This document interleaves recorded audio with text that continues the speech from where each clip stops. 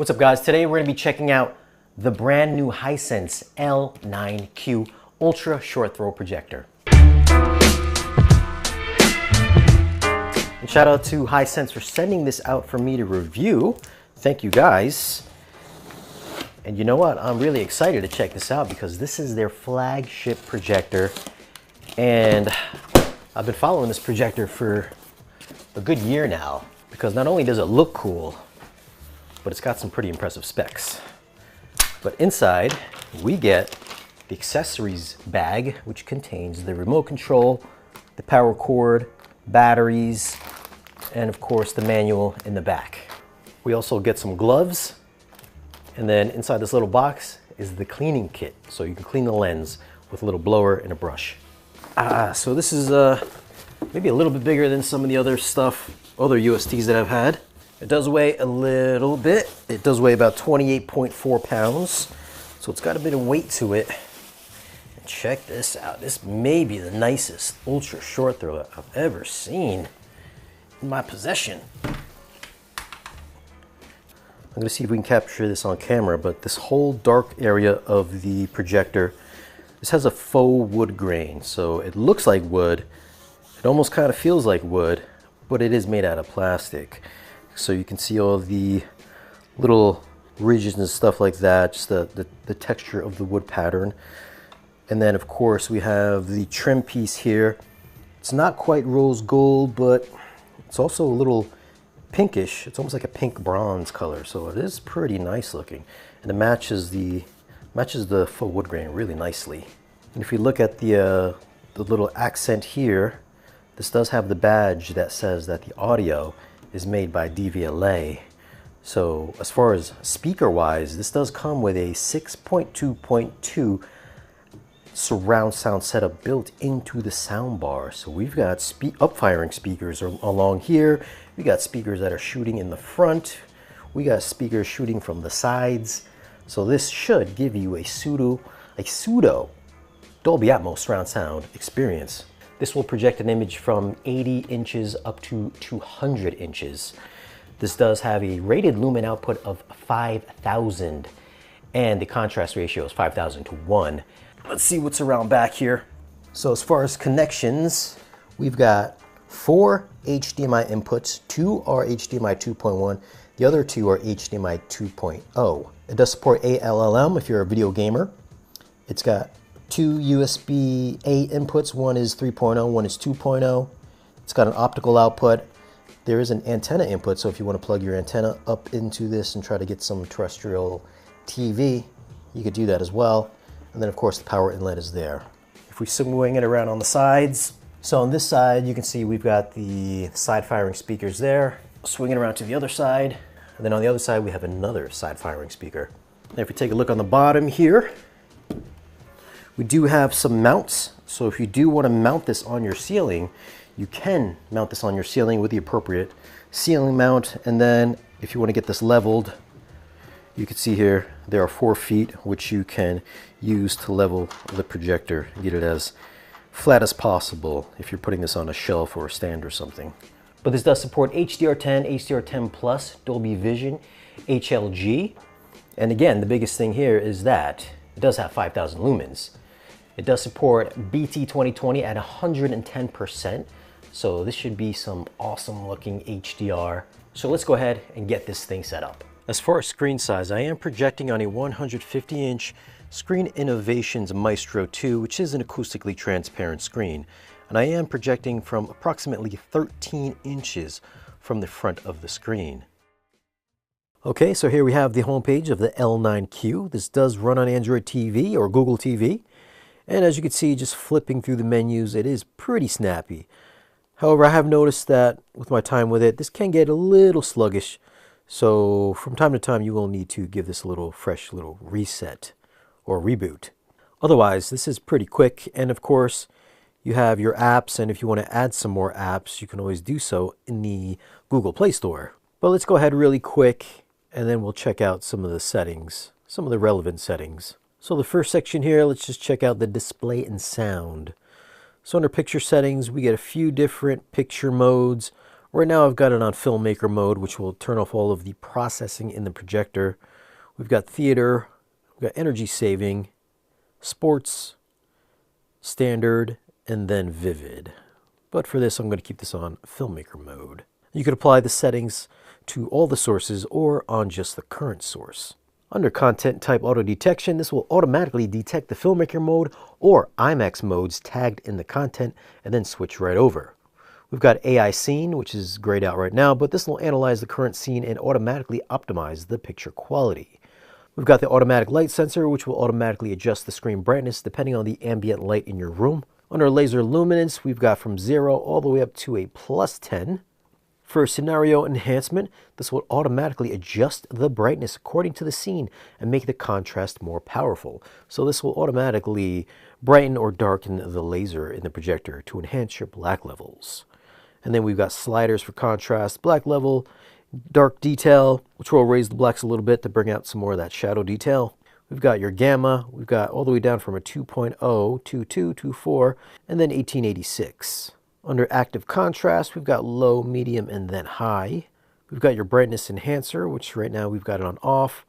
This is on low, and then this is on high, which makes everything look a little bit more bluish or greenish.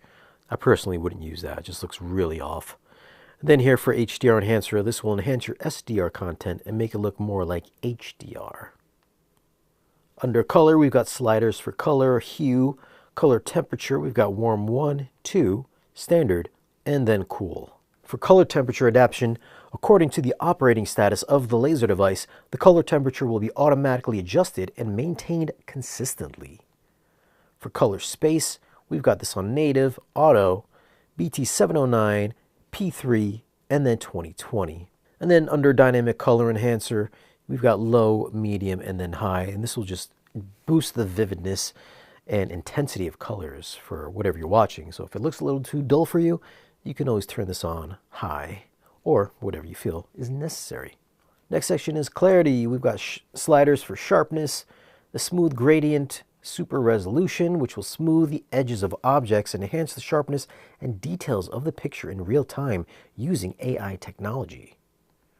We've got noise reduction, MPEG noise reduction, and then motion enhancement. We've got custom, where you can adjust the judder and then blur reduction. Then we've got film, clear, standard, and then smooth. So if you want to get that smoother soap opera-like effect, you can do this here. And then under calibration settings, I personally am not a calibrator, but if you are and you have the appropriate tools, you can go in here and adjust the colors, the color saturation, your white balance, gamma calibration, and then you can just kick this into RGB only mode. And then the last section here is you can reset everything under the picture section. Under screen settings, here we've got picture size. Right now, I've got 16:9 overscan, which is grayed out right now, so this will be clicked on depending on what you're watching. Your screen type, you can choose between plastic, high gain, and then we've got ambient light. If you want to change it to an ambient screen, you're going to have to restart the projector. And then under screen size, we've got all the way down from a 100-inch all the way up to max 200 inches. My screen is 150 inches, so I'm going to put it on 150. And then screen sync. And then the next section here, we've got the sound settings. We've got your TV sound effect. You can turn on the Dolby Atmos. So if you want to get that Dolby Atmos effect out of the speakers built into the projector, you can turn that on here. We've got your different sound modes. Under advanced settings, we've got the acoustic tuning, equalizer, which you've got a few different bands here, and then your balance. We've got the auto volume control, volume level, lip sync delay, and then you can reset all of the sound settings here. We've got EARC compatibility, digital audio output, HDMI audio device guide. This is WISA speaker compatible. And then you can just turn off the image and just listen to audio only. And the next section is the audio output. You can either use the TV speakers, which is the speakers built into the projector, ARC if you have this hooked up to a compatible receiver or processor, the optical out, Bluetooth, WISA, and then you can just always use the TV speaker. Now if we back out of this, if you hit the menu button on the lower left-hand corner of the remote control, this will bring up your quick toolbar here on the bottom. You can jump automatically to the settings, to the quick tools, and then we have here, we've got just your quick access to all of these other settings that make it easily accessible by hitting that menu button on the remote. And you can add or remove any settings that you deem unnecessary for your usage. But if we go under laser settings, here we've got the different projection modes. Right now this is on front. We've got front ceiling, rear, and then rear ceiling. We've got auto keystone correction, which will automatically adjust the image to fit your screen. And then if you want to do this manually, you can go into here. And then here we've got the 4-point correction, so you can adjust all 4 corners. So select the corner, and then by moving the control pad left or right, you can see that you can move any one of these corners. And if you hold down on the OK button on the remote control, you can go from 4 points of correction up to 8 points. So now we have not only the corners, but every point in between. And then of course with the auto keystone correction, the projector will automatically try to align this for you. And then for focus adjustment, you would just move the keypad up and down to adjust your focus. And I will say that it is pretty sharp in all 4 corners once you get this perfectly aligned. So the focus actually works really well. Then the focus uniformity on this projector in my unit is razor sharp. Then for eye protection, you can turn this on or off. So if you happen to pass in front of the projector, this will automatically turn the laser off so you don't accidentally blind yourself. And of course, this does support 3D. Under DLP turbo mode, this will disable the image processing, which will also disable the image correction as well as the 3D features. So if you are a gamer, make sure your screen is aligned up to your wall or your screen, and then click this on for the best input lag. And then for ultra sharp mode, you want to keep this on if you want to get that 4K resolution. As far as 4K, of course, the apps do support 4K, Dolby Vision, Dolby Atmos. As you can see here, we are on Netflix's Atlas, which does support 4K and Dolby Vision. If you want to bring up the Dolby Vision picture settings, all you do is press on the menu button on the remote control, and then you can see under picture mode, we do have Dolby Vision Bright, Dolby Vision Dark, and then Dolby Vision Custom. And of course, YouTube also supports 4K HDR as well. All right, so let's back out of this. Now, if you do have some 4K material on your network, you can go ahead, download VLC, and you can go ahead and choose whatever you've got here. I've got Peacemaker Season 1 in .mp4 format. And depending on your network speed, it should automatically just start playing. And you can see here that it does play in Dolby Atmos. So this thing has no problem streaming 4K material over network. All right, here's a few shots of the tone mapping in action. You can see that Dolby Vision does look better than HDR10 Plus with Dolby Vision in dark mode, which you can easily see in this video. And with standard HDR10 material, the higher the nits, the less detail there is in the bright areas. The 600 and 2000 nit demos look relatively the same, and the same goes for the 4000 and 10,000 nit demos. For active contrast, I personally like to keep it on low, but you can see the higher the setting, the more contrasty the image gets, but it also starts blowing out the brighter highlights. If you're watching something dim, then this setting can work out really great. And here we are at the scenario enhancement. As you can see right now, I've got it off, but if we turn it on, you should see the laser slightly dimmed down, which will enhance the black levels. However, using this while watching content, I've never noticed it working, so I've never noticed the laser kind of dimming up or down. So whatever they're doing a really good job on it. Also, doing a side-by-side, it is kind of hard to tell. I mean, you can see here that with the scenario enhancement on, the blacks do look slightly better, but I think unless you have these things going side by side, there's a pretty good chance you're probably not going to notice that much of a difference. If you do want that brighter image though, I would say keep it off, but you will be sacrificing a little bit better blacks. Now here's a comparison with the Sony Projector 8. Aside from the difference in temperature, the Hisense hold its own pretty good with the Sony. It may be hard to tell in this video, but the Hisense's blacks are slightly more grayish. I think the resolvable detail is better on the Sony, being a native 4K projector, so the image does have a crisper look, and the Sony's lens is playing a big part in this as well. The focus uniformity is equal across the entire screen on the Sony, where the Hisense is a bit softer on the outer top edges. But still, the Hisense does a really good job in comparison for a much less expensive projector. Now on the PX3 Pro, they brought back 3D support, and I thought it looked great on that projector.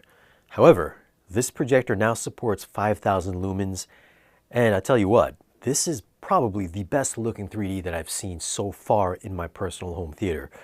Now, of course, under the laser luminance setting, you're going to want to put this on high. You can turn the scenario enhancement on or off if you choose, but I also like to turn on the HDR enhancer, which will take the SDR content and make it HDR-like. So this gives the image a little bit more pop. Subjectively, I like to add just a little bit more kick to the image. Also for color, I've got dynamic color enhancer on high as well.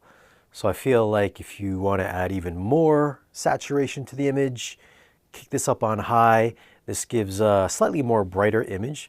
And when you have the glasses on and this is all maxed out on laser luminance, this looks like you're watching just standard SDR content without having any kind of glasses on.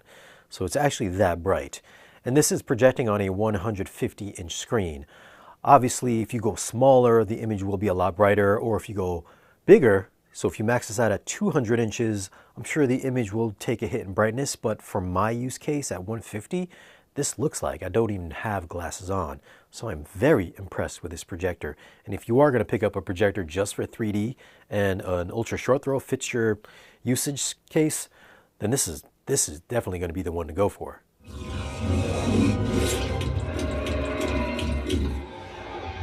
Good gosh, there's got to be a better way to do this.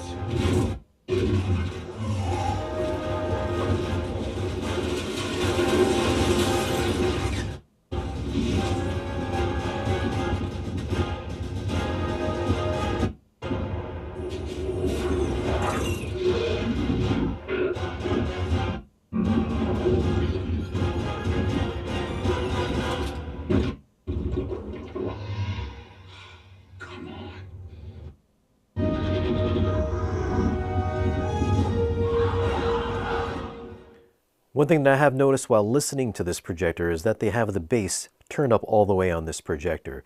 So I would highly recommend you go into the equalizer and turn the 100 Hertz all the way down. Otherwise, you are going to bottom out the speaker quite often, especially if you're watching big action movies like this. But as far as the Dolby Atmos surround sound effect coming from the projector, this gives you a wide front soundstage. I never got the impression that anything was ever flying over my head, but turning the Dolby Atmos feature off, it did shrink the soundstage, so it sounded as if the sound came more directly from the actual projector itself. But keeping the Dolby Atmos on, you do get a slightly wider spread across the front stage. Maybe if you had a smaller space, or maybe if your ceiling wasn't as tall as mine are 10 feet, maybe if yours are like 7, 8 feet, you might get a better sensation. But from my situation here, what I got was a wide front stage rather than something that would surround me. Now keep in mind, since my projector screen does take up most of my front wall, I did have to place the projector on the floor. So in order to get this to sound proper, you will have to raise this up to near ear level. So if you do have a large screen, just keep that in mind as far as projector placement and as far as audio is concerned, because you don't want the sound to come from where your feet are. All right, so one strange thing that I have found out, at least with the unit that I'm using right now, is that if you turn on the ultra sharp mode, which will kick on the pixel shifting, you can hear what I believe is the pixel shifting inside the projector. So you'll hear this kind of almost like a scratchy sound.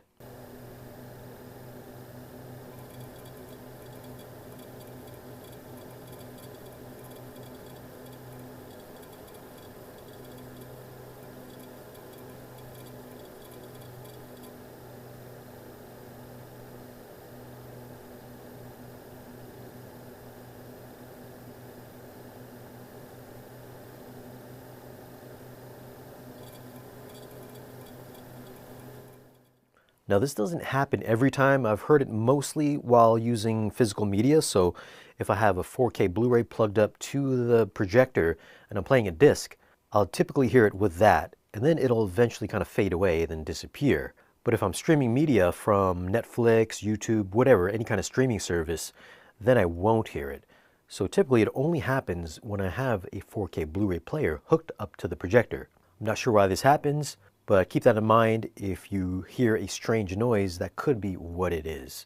Or maybe it could just be that I have a defective projector. So if you're hearing the same thing with your L9Q, leave a comment down below and let me know.